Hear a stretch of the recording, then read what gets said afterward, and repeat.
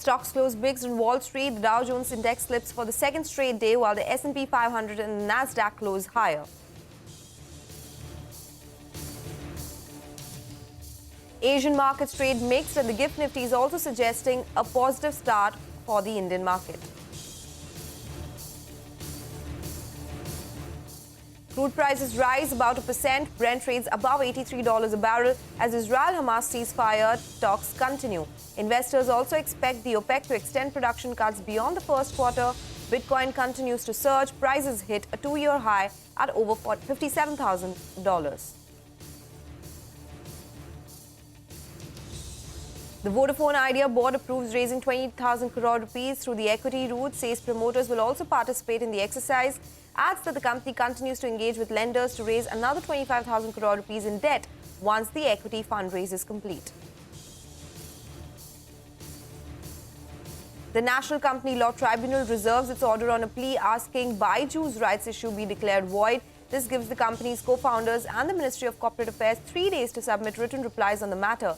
In the case, it sees merit in the argument that a board cannot allot shares through a rights issue until an EGM is called and authorized share capital is increased. Good morning in the Mumbai News Center. I'm Sonal Bhutra. You're watching Power Breakfast. Those are the top headlines that we are tracking for you. A lot that we have to talk about today. But first up, as always, let's take a look at what the Asian markets are doing. It was a mixed handover from Wall Street, and that is something which is reflecting in the Asian markets as well, largely. If you look at something like a Hang Seng, which is absolutely flat with some positive bias, the Taiwanese index has come in for some profit takings today. So there is a 94-point cut there. But if you look at something like a Kospi, that is in the green right now. Nikkei is lower after touching those record levels in the last few trading sessions. We have Straits, which is sitting with cuts of 0.3% as well. The GIFT Nifty, that will come up for you on the screen, and that is the one which will indicate the moves for our own markets. We did see a sharp recovery from the lows, and today as well, the GIFT Nifty is indicating that the start for our own markets could be in the green. A 33-point uptick is what the GIFT Nifty is implying in terms of market open for India. From Asia, let's move on to the United States now, where Wall Street ended Tuesday's trading session mixed, with the blue chip Dow Jones slipping over 95 points, while the S&P 500 gained about 8 points, and the tech-heavy Nasdaq Composite closed with gains of 59 points.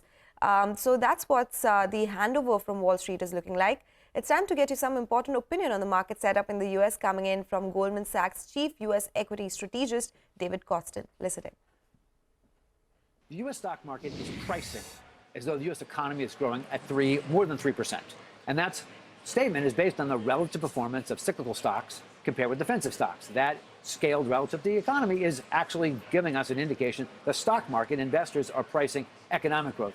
Modest, I would argue there's modest upside. Maybe to 5,200 at the end of this year is maybe 3% upside. And so therefore, the idea of looking, for example, the shared favored stocks that generate 3% outperformance is a meaningful observation, because in an environment where the market overall trades at 20 times earnings and earnings are growing at 8%, that is suggestive. There's modest, I would argue, there's sort of more modest upside. And perhaps the better opportunities is a broadening of the market, something beyond the Magnificent Seven. Okay, let's move on. Fed Governor Michelle Bowman also expressed caution about the path of monetary policy and said that there are dangers in giving up the fight against inflation too quickly. Let's listen in to what the former Kansas Fed President Thomas Hoeing makes of what lies ahead for the Fed and when the Fed will possibly start cutting rates. The economy has been surprisingly stronger than most people thought it would be. I think that's important. Now, some of the numbers coming out today on manufacturing have been weaker, but that's been the case all along. The consumer has been driving this economy, continues to drive it, I think, to some extent. So unemployment's still low, wages are still rising, so I think that's a big factor. So I think I think 3 cuts would be a surprise now, probably 1 or 2 as the economy continues to slow, as they expect at least, and we'll see how that plays out. Okay, 3 rate cuts this year would be a surprise. That's the opinion coming in. But let's get you the final update in our global market wrap this morning. Mixed cues coming in from Europe as well, with the French CAC up 18 points and the British FTSE closed near the flat line. However, it was the German DAX which outperformed peers, hitting a record high and closed with gains of 133 points. Consumers continue to remain on the back foot in Europe, with German consumer sentiment expected to stabilize at a low level in March, while France's consumer confidence declined in February, following inflation worries. Meanwhile, in an indication of a divided ECB over rates, Sweden's central bank governor and member of the ECB did not dismiss the possibility of a rate cut in the first half of 2024, considering falling inflation. Okay, that's the global market action, but how will these overnight cues impact our own markets? We have our research team joining in to tell you just that, what the trade setup is looking like, the stocks that are likely to be in the news, and the action from the F&O space as well. So Darshan, let me come across to you first up. What is the market setup looking like today? Morning, Sonal. So, well, in the last few days, it's more about cryptos than equities. Cryptos have seen a sharp surge in the last 1 month, that is since January 11, when ETF for cryptos was launched. And since then, Bitcoin, that is the leading crypto, has surged 25% and is now above the $57,000, that is highest in last 2 years, and is now less than 20% away from the record high that it had hit in November 2021. Talking about US equities, it was a flat close with Nasdaq and S&P closing slightly higher, while Dow Jones saw a close with a minor cut. For our market too, we are seeing a similar pattern. Nifty has managed to hold on to the levels around 22,200 with support coming from IT major TCS, which surged 3% on Tuesday following a positive brokerage note. Talking about the sector that is in focus ahead of monthly sales, auto. If you see the stock reaction, we are getting a mixed indication. Stocks like M&M, Eicher and Tata Motors have been higher, while Hero and Escorts have been under pressure. Now, I want to mention some stocks that are trading with a discount in derivative market against their underlying value ahead of the monthly expiry, and those stocks are Berger Paints, SBI Card and Bajaj Auto. On to institutional activities, FIs have sold shares of rupees 1,500 crore and it was offset by DIIs, which bought shares worth rupees 2,900 crore in the cash market on Tuesday. GIFT Nifty so far is indicating a positive start.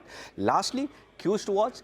Keep an eye on telecom stocks as Vodafone Idea is looking to raise up to rupees 45,000 crore. That will be like with a mix of equity and debt. Also cement stocks. Brokerage reports suggest that the month of February saw a fall in prices across the country. Lastly, US GDP for October-December quarter is expected. As per estimate, we are expecting a growth of 3.3% on a sequential basis. Okay, all right. Thank you so much for that, Sudarshan. But stay on. There are some stocks in news as well that you're focusing on. Again, I'll start with Vodafone Idea and Indus Tower. Says Vodafone Idea board is looking to raise up to total rupees 45,000 crore. Board has approved equity fundraising up to rupees 20,000 crore and companies in talks with lenders for debt funding of rupees 25,000 crore. Remember, promoters have said that they will participate in the equity fundraising. Next is Vedanta. Nuvama reiterates buy rating with a target of rupees 394 per share. Nuvama says FY25 should be a transformational year for the company and debt is likely peaking out. Next is Capital SFB. Company has reported Q3 earnings which are mixed. Gross NPA has risen 6% sequentially. NIA is up 1% year on year and up 4% sequentially. CMS Info newsbreak is confirmed. Promoters have sold its entire stake of over 26%. MS Asia Singapore PT, AIG Global, ICICI Prudential Mutual Fund and Kotak Mutual Fund were amongst buyers. Hindustan Zinc incorporates subsidiary to explore, discover, develop and tap mineral resources. Torrent Power has got letter of intent from PFC consulting firm for first project under TBCB framework. GE T&D India has received order worth rupees 370 crore from Power Grid. Last is ICICI Lombard. Newsbreak is confirmed. ICICI Bank has bought 1.65% equity via block deals for rupees 1,356 crore. ICICI Bank's stake in ICICI Lombard has increased to 49.5%. Okay, all right. Thank you for that list, Sudarshan. Finally, let me go across to Nigel. He's joining in with all the cues from the F&O space. Hey, Nigel. Hey, morning, Sonal. In yesterday's trading session, we did see an outperformance on the larger cap names. So the Nifty did quite well, but there was some pressure being seen in the broader market. So I'll be interested to see whether or not the broader markets want to pause for breath and then, in fact, move up because it's already had a good heady run. What did the FIs do yesterday? Well, they added more long positions in comparison to short positions. They remain mildly net short with close to 45% of their positioning on the long side, while 55% nearly is on the short side. In yesterday's trading session, we saw the 22,200 call, 22,300 call, as has been the case the previous sessions as well.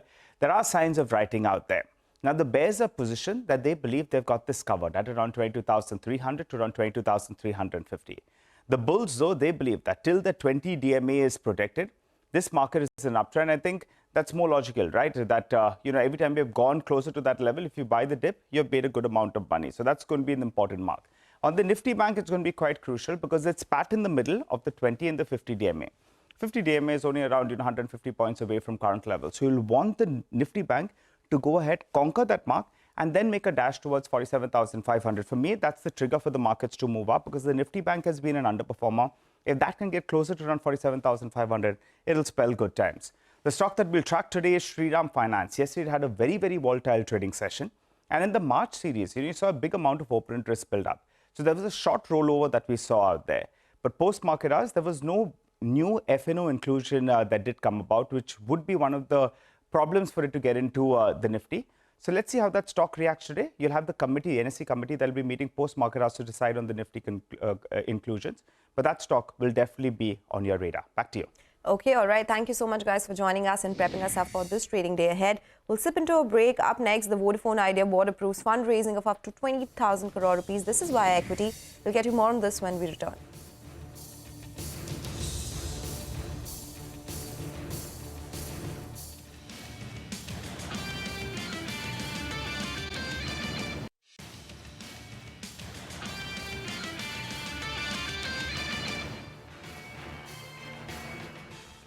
Welcome back. You're still tuned into Power Breakfast on CNBC TV18. Well, Vodafone Idea board has approved large equity fundraise of 20,000 crore rupees. The company also charts out plan for debt funding and network expansion post-equity funding. Nisha is joining us with more details on this one. Good morning, Nisha. Good morning. Yes, it's a large fundraising exercise that the board has approved. Now, in all practical purposes, this is an enabling resolution for 20,000 crore rupees of equity funding, which the company requires. And also, they have set an EGM date for shareholders' approval on 2nd of April. Now, remember, they have also stated, as we had already reported, that promoter will also infuse equity funding and will participate in that, most likely through preferential allotment of shares. So they have stated that. And remember that 2,000 crore rupees is what the promoters had stated could be the amount. So that is 10% of the equity fundraising that they seek to get. Now remember that equity funding will give them the ability to raise more debt, and they are seeking about 25,000 crore rupees of debt tie-ups with the lenders. In total, 45,000 crore rupees of funding will give them enough ammunition for rolling out their expansion of network,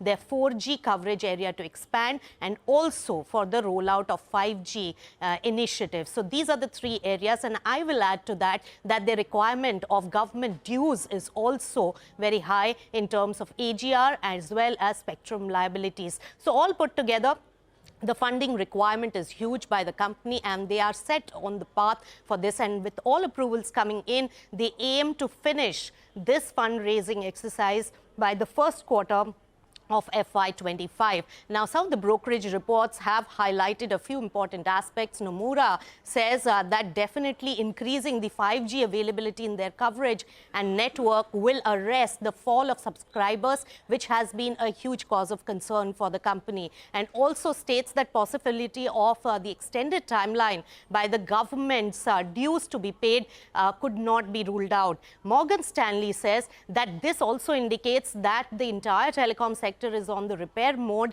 and says that there's a strong possibility of tariff increases. So definitely these fundraising exercises to expand the network is one thing, but without the tariff increases in the telecom sector, it will really empower the telecom company and Vodafone Idea to further their plans in terms of paying off the government dues as well as expanding their network. Okay, all right. Thank you, Nisha, for joining us. Vodafone Idea is the stock that will be on our radar today. But with that, we'll move on. Baiju's $200 million rights issue closes today amid a group of investors challenging the fundraise and filing an oppression and mismanagement case against the edtech company. The National Company Law Tribunal, which heard the matter yesterday, has reserved its judgment for now. Ritu Seng has been tracking the case and joins in with the latest. Ritu, what happens to the rights issue and what has been said in the court about it so far? Well, Baiju's $200 million rights issue closes today, and at this point of time, it is unclear whether the company will be able to allot the shares to receive the funds, because the matter is going to be subject to NCLT's final orders in this case. Now, last evening, the Bengaluru bench of NCLT heard the oppression and mismanagement suit filed by a select group of investors against Baiju's management. This petition was filed by 4 investors: Prosus, General Atlantic, Safina, Peak 15, along with support from other shareholders like Tiger Global and Owl Ventures. Now, NCLT did not declare the rights issue void as was sought by investors, but it merely granted 3 days' time to the co-founders, to Think and Learn Private Limited and the Ministry of Corporate Affairs to submit their written replies in this matter before the court takes the final decision. Now, during the course of the hearing, the court did observe that the board cannot allot shares via rights issues unless they increase the authorized share capital, and the increase in authorized share capital will require majority shareholders' consent, for which the company will have to convene a shareholders' meet. So we spoke to both of the sides to understand what happens when it comes to this rights issue that is closing today. While Baiju's sources said that the rights issue will continue as per plan and close today because the NCLT did not grant any stay on the matter, the investor sources said that the company cannot use the funds until a shareholders meet happens to approve the increase in the authorized capital, and whether or not the rights offer will go through will depend on the orders of the court. Now, during the course of the arguments, of course, you had the investor council claiming that they're between the devil and the deep sea with this issue. If they don't subscribe to the rights issue, their stake will fall very sharply, and if they do, there's no saying where the proceeds are going to go, because the company has claimed the money will be maintained in a separate account. Nobody's to say what this account is. They've claimed it'll be managed by the CEO and CFO when the company does not even have a CFO. Meanwhile, the Baiju's counsel argued that investors on one hand are admitting that the company is in dire need of funds, but on the other hand, they're trying to stop all funding sources, arguing that blocking this rights issue and not allowing the company to raise funds will be akin to killing the company. Baiju Ravindran, in his earlier letters to employees, has claimed that the issue is fully subscribed, but will the company be in a position to receive or utilize the funds? That is going to depend on the NCLT ruling. Okay, Ritu, thank you so much for joining us with all those details. We'll slip into a break now. Up next, we'll get you all the cues from the commodities market, so stay tuned for that.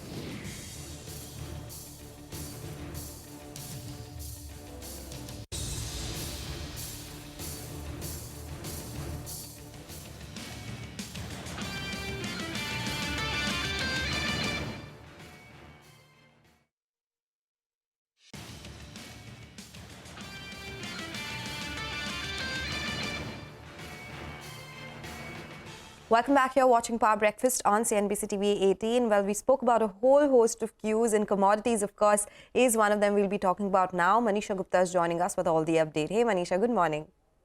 Morning, Sonal. Thank you for that. Well, the crude oil prices is what is in focus because the prices have gained above $83 a barrel yet again. There is uncertainty over possible Gaza ceasefire, and then the strong U.S. physical market demand clearly seems to be supportive.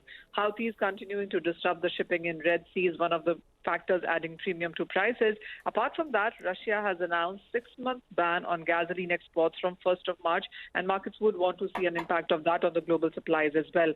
In the meanwhile, the OPEC and allies will be meeting in the month of March to talk about the next quarter supply and demand. Expectation is that they will be extending their output cuts, and that in turn also could be supportive. $80 a barrel seems to be holding well at this point in time.